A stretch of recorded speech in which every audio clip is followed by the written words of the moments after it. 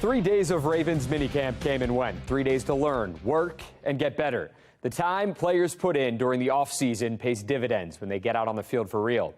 3 big names among those absent from the third and final day. J.K. Dobbins, who is reportedly dealing with a minor soft tissue injury. Ronnie Stanley got stepped on and was playing it safe, while Odell Beckham Jr. was dealing with a sickness. After OTAs and minicamp, John Harbaugh shares his thoughts on where he feels like the current roster currently stands. I mean, to me, the roster is good enough to go play, with no changes.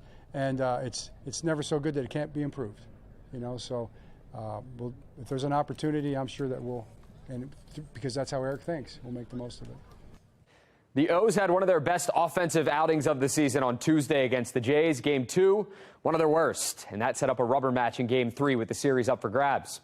To the action, top 5, Danny Jansen, already with a homer on the day. How about another? That makes it a 2-1 ball game, bottom half of the inning. Adley Rutschman coming to the rescue. Solo shot over the wall and left, ties it at 2 apiece. Then in the 6th, Anthony Santander puts the O's ahead with an RBI single to right as the Birds take the game and the series 4-2, the final score. Still ahead here from the O's following their series win over the Jays, plus Marlon Humphrey's message to the Ravens on the late edition of Sports Unlimited. Coming up on Fox 45 News at 6 o'clock, bringing back the Red Line, why Governor Wes Moore is reviving the project 8 years after his predecessor axed it. And your digital data may be less secure than you think.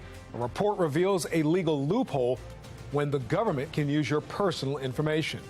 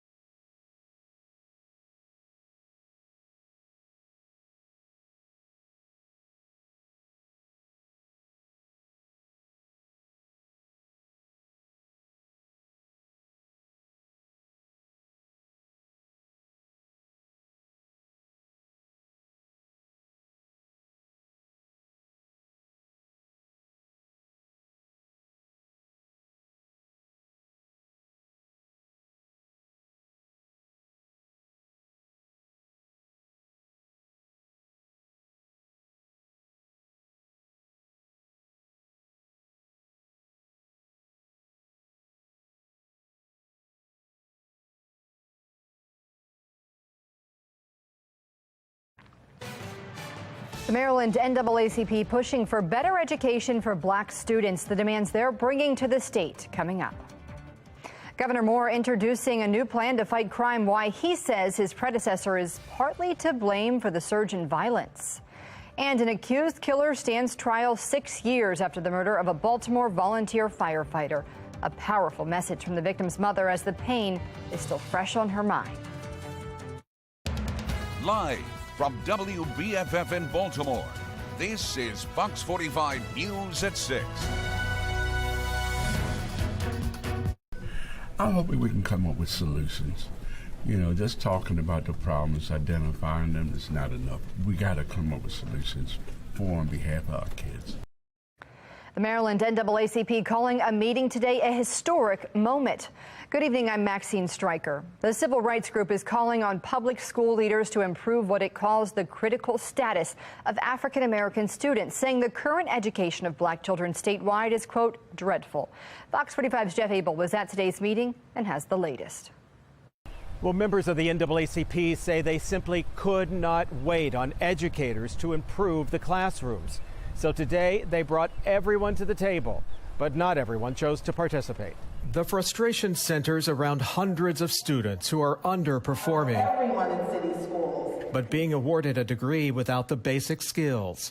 In Maryland, the two lowest performing school districts are Baltimore City and Prince George's County, two districts with the highest number of African American students. And each and every one of you have the solution. In Linthicum Heights today, Maryland's NAACP brought state and local educators to a conference. It's the first of its kind and aimed at finding solutions to what the NAACP calls an intolerable situation in this state's classrooms. We pay too much attention on the outcomes after the worst has happened. The goal is to figure out the challenges, like I said, in the communities, in the families. We're here to help. We're not here to knock down or complain. We're here to identify problems and find solutions. The NAACP invited representatives from every school district in the state to come to the table in search of solutions. Just 7 of the state's 25 school districts sent representatives. Baltimore County's new superintendent was the only superintendent to attend. I think some solutions have to do with increased hiring and also the curriculum and instruction that we put in front of our students.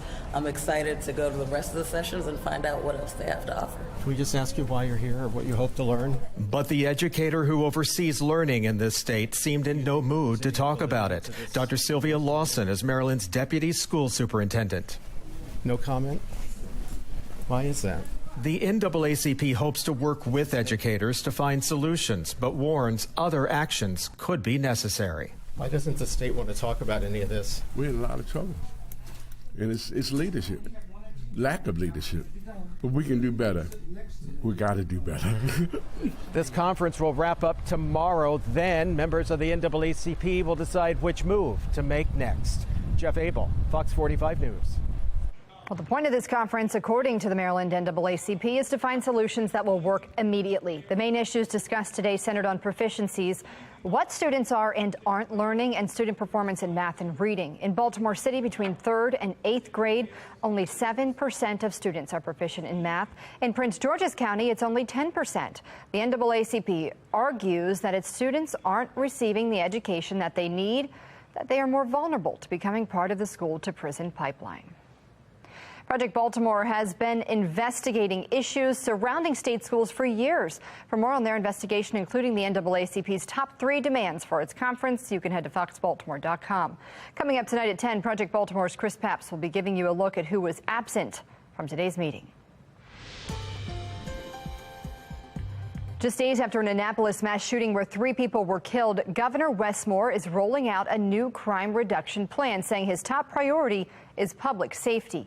The governor laying out his safety plan while also criticizing previous administrations, what he says failed to get a handle on crime. Fox 45's Keith Daniels has the story.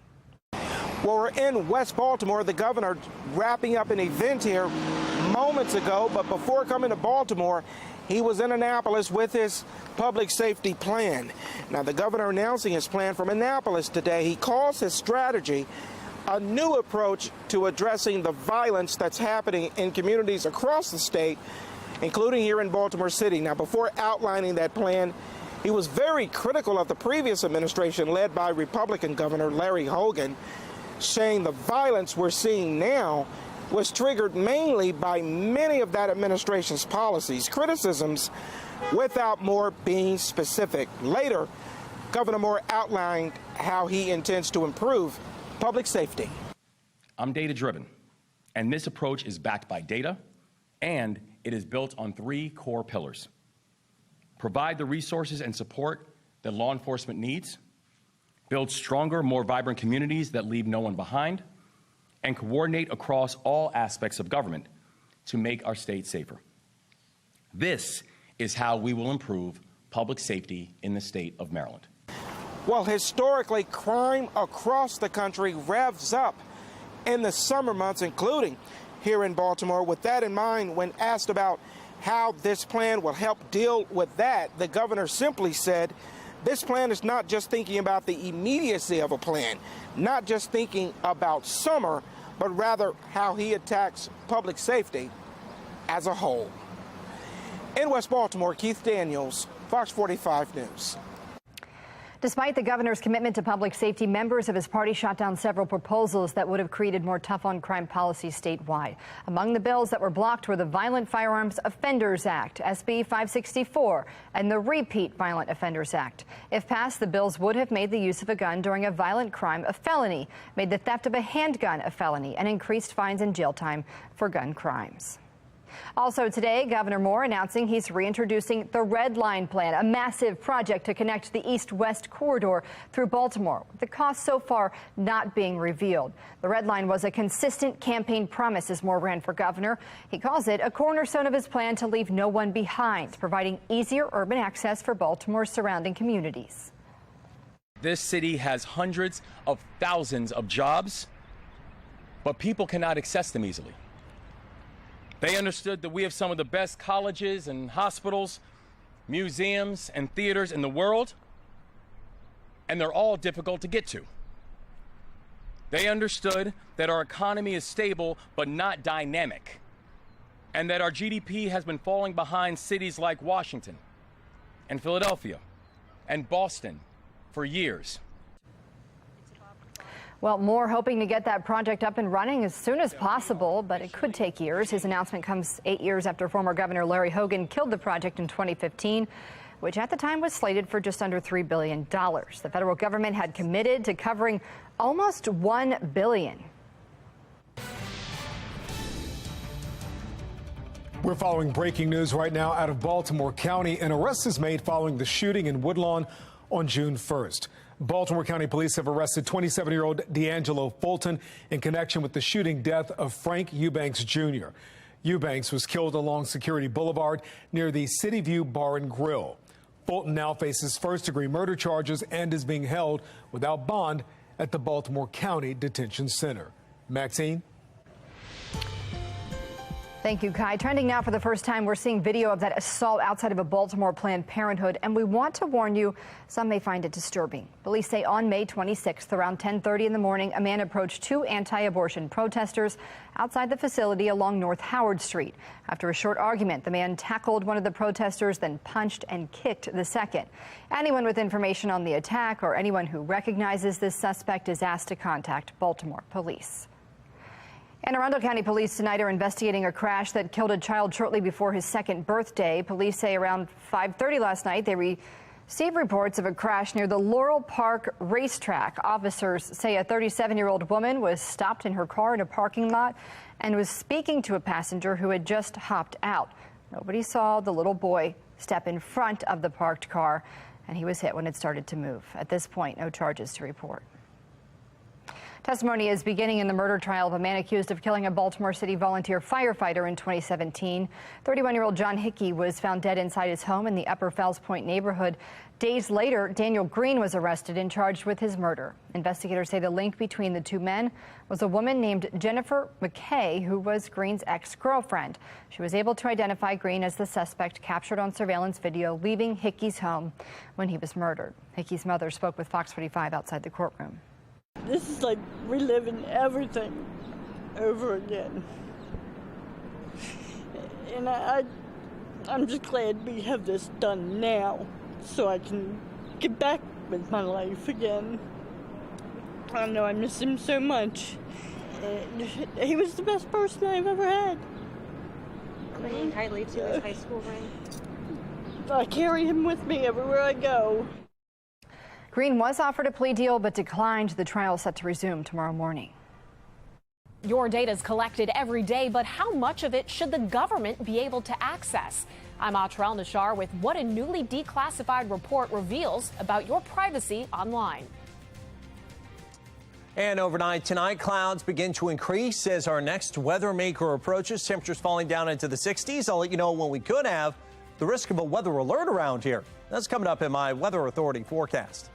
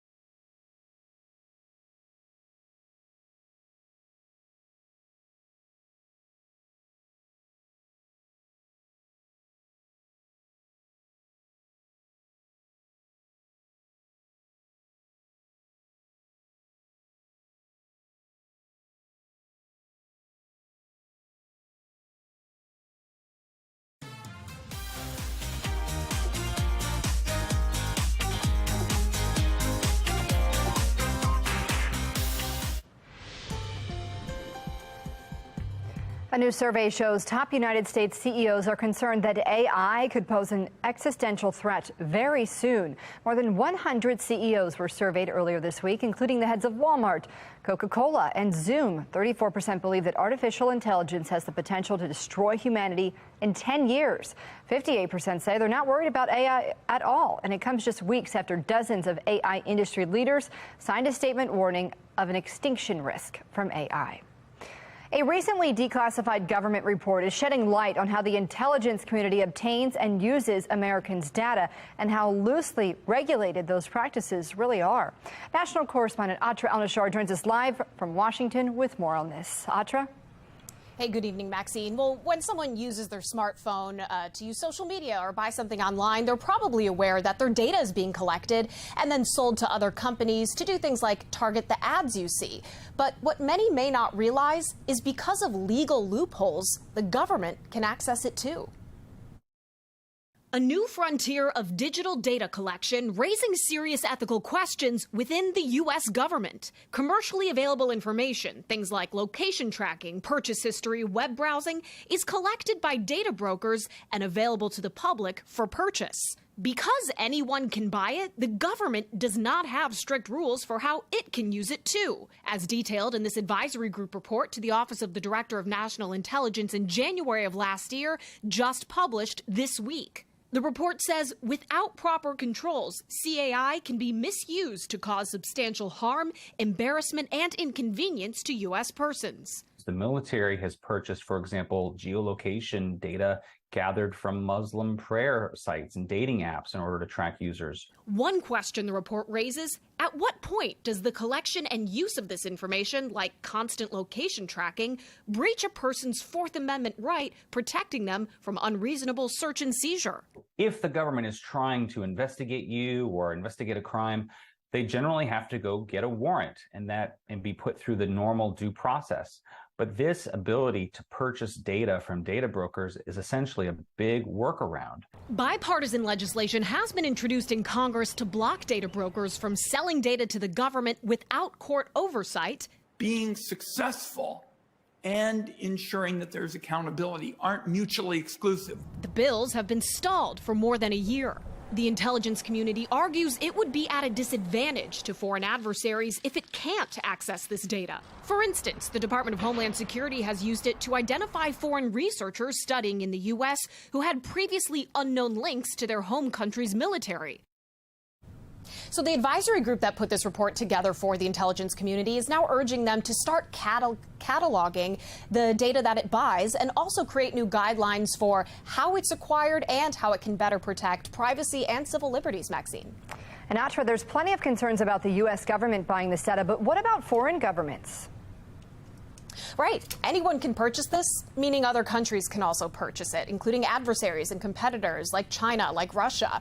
So the concern here is, according to the report, is that they could purchase this data and use it for influence campaigns. Think election interference, but also criminal rings using it to target prosecutors or judges. So when you talk about legislation to make sure that the U.S. government can't use it without court oversight, this raises the issue of an even playing field, right? If foreign adversaries can use it, some argue so should the U.S. government.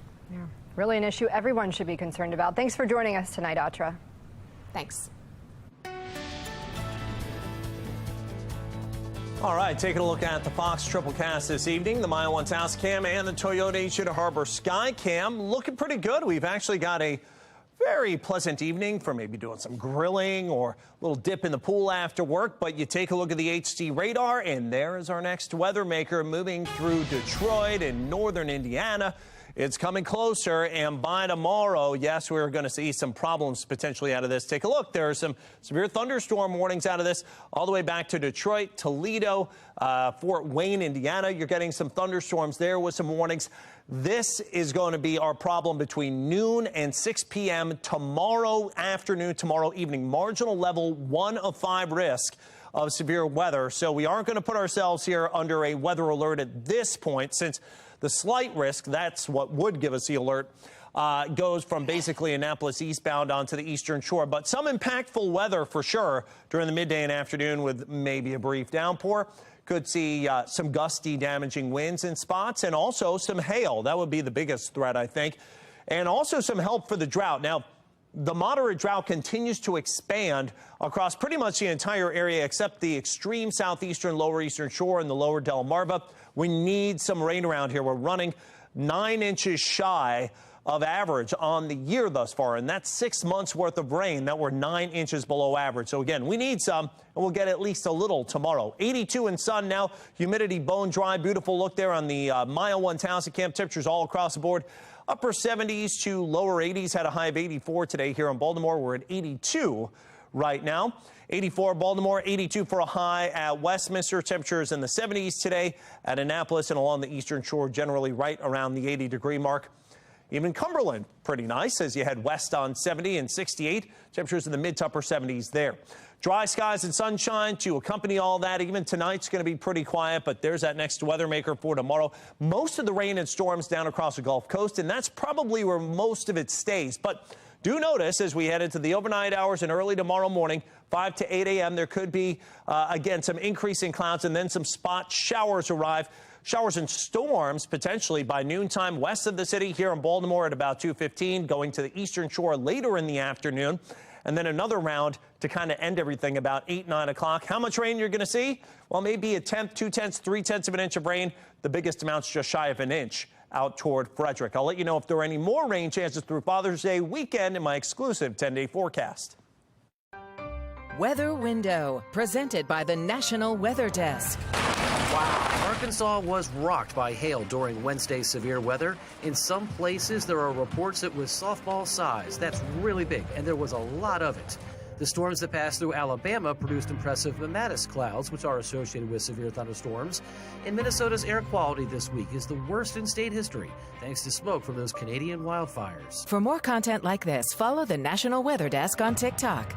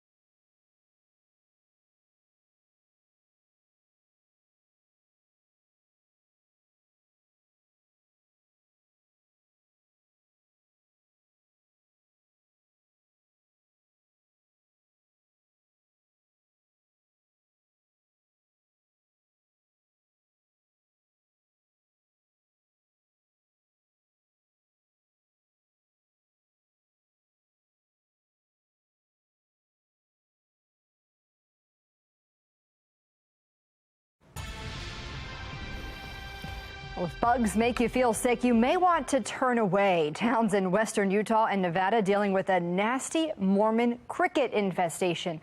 Lincoln Graves from our Sinclair sister station in Salt Lake City has the story that'll make your skin crawl.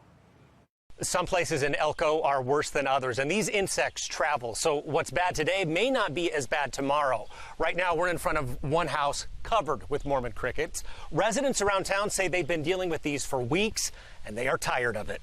It is a creepy, crawly, nasty, disturbing sight. It's bugging me. Oh, it's bugging me. Parts of Elko are covered in swarming and migrating Mormon crickets. They're on the roads. You can see that they're moving and crawling, and the whole road's crawling, and it just makes your skin crawl. It's just so gross. And they cover some homes. When we looked out here, the whole wall was just covered. That really freaked me out. Colette Reynolds has been dealing with them for a few days. It causes depression, anxiety. You feel super violated.